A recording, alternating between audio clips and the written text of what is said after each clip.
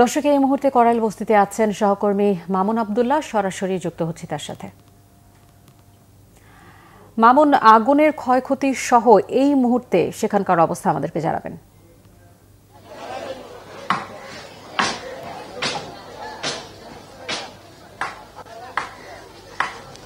সিফাত, আপনি আসলে যেমনটি প্রশ্ন করছিলেন, ক্ষয়ক্ষতির পরিমাণ আসলে এত সহসায় নিরূপণ করা সম্ভব নয়। আপনি জানেন গতকালকে 5:20 আগুন লাগা, সেটি রাত 10:35 নির্বাপন করা সম্ভব হয়েছে ফায়ার সার্ভিসের 19টি ইউনিটের চেষ্টায়। তবে এই মুহূর্তে আসলে আপনাকে যেটি বলতে পারি, এখানকার বর্তমান অবস্থা একেবারেই বিরান ভূমির মতো।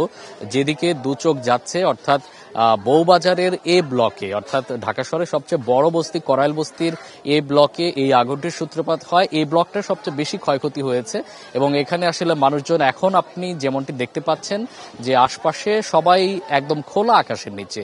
কারো মাথা গোজার ঠাঁই যতটুকু ছিল, সবার মাথা গোজার ঠাঁই কিন্তু পুরে ছাই হয়ে গেছে। এখন শুধু ছায়ের ভিতরে হাতড়ে খুঁজে বেড়াচ্ছেন যে তার কিছুটা তার স্মৃতিচিহ্ন পাওয়া যায় কিনা। এখানে একজন বয়স্ক মানুষের সাথে কথা বলতে চাই।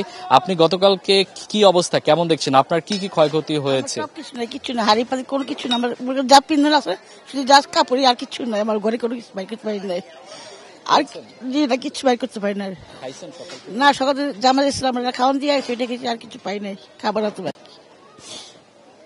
একজনের কথা শুনলেন আপনি যে আশপাশের চিত্র ঠিক একই রকম। এখানকার বেশিরভাগ মানুষ খোলা আকাশের নিচে বাস করছে এবং তাদের খাওয়ারও সকাল থেকে, আমি কথা বলেছি অনেকের সাথে, তারা সকাল থেকে কিছু খায়ও নি।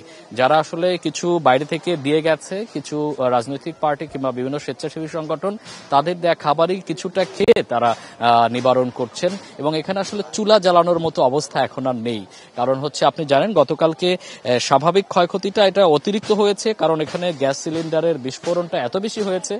আগুন লাগার 20 থেকে 30 মিনিটের মধ্যেই গ্যাস সিলিন্ডার পরপর বিস্ফোরিত হওয়ার কারণে এবং বিভিন্ন ধরনের আপনার কম্প্রেসার থেকে শুরু করে অগ্নি নির্বাপনের আসলে যারা যেসব জিনিসপাতি এখানে ঢোকার কথা ছিল, সেগুলো খুব সহজে ঢুকতে পারেনি।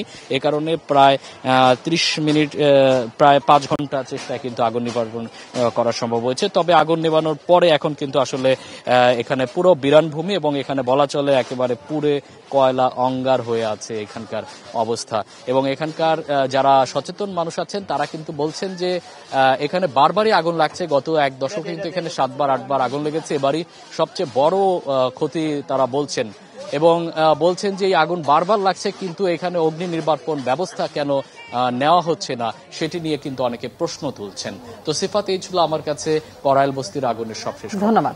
মামুন আব্দুল্লাহ জানাচ্ছিলেন করাইল বস্তি থেকে।